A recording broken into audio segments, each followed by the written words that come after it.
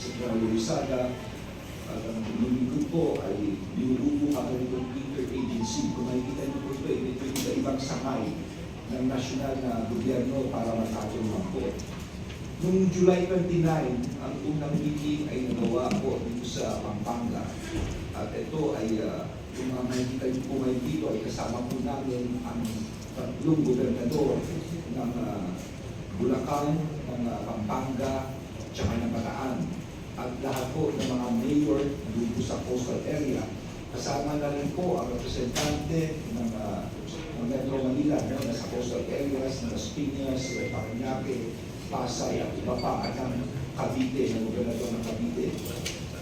At sa meeting na yun, ay ang naging resulta ay magkakaroon ng strategic hindi lang mga planning, kundi strategic actions ang ito pong national government agencies at mga preparedness and mitigation efforts nitong national government agencies, pati na po ang mga lokal na pamahalaan na maapektuhan.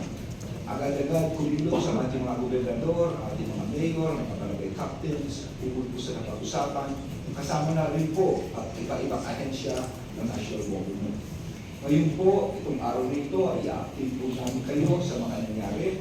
At ito po yung napaka-importante sa pagpagmula ngayon, magkakaroon po tayo ng tinatawag na reporting sa publiko at mas pinabuti natin, isa na lang po ang mag-report. At ang ating spokesperson po, yung po nisa kanina, si Asek Posadas ng Office of the Civil Defense. No? So siya po, madalas yung po makikita na mag-report na kasama po ang iba't ibang sangay ng national government. Operations and in times of heavy weather. The fabrication of metal cappings is currently being undertaken. The installation will happen eventually upon the completion of the fabrication. The working barge and receiving tanker are positioned on site. Very thin oil sheen are still present, but control measures are in place, including oil spill booms, skimmer on site, and oil dispersant being employed. Siguro, tagalugin natin para maunawaan ng ating kababayan. No? Explain dito tayo ng commander na ang bago po ay mga balbula. At yan po, bawat isa po niyan, yan tumatagas ang langis. Ang sinasabi po ni Lieutenant Commander, unang dapat gawin po yung copy. Dapat po yan ay takpan para huwag lumabas ang langis. Yun po yung explain na kanina.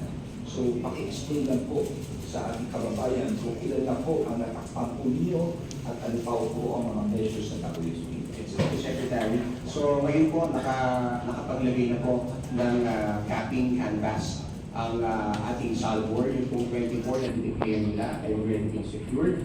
Ngayon po ay i-reinforce natin yung mga canvas caps na ito, Secretary, to make it secure during the siphoning process. So yun po yung gusto namin mangyari sa Philippine Coast Guard ay makita po na scientific yung approach at maging handa po tayo bago simulan ito pong siphoning procedures po natin. Ina-anticipate din po natin na ngayong bare months, papalapit na po ang pagpasok ng mga bagyo. So kaya po gagawin po natin ang paraan sa pamamagitan ng pag-fabricate itong mga metal caps na ito, mas matibay at mas secure po ang ating mga ilalagay.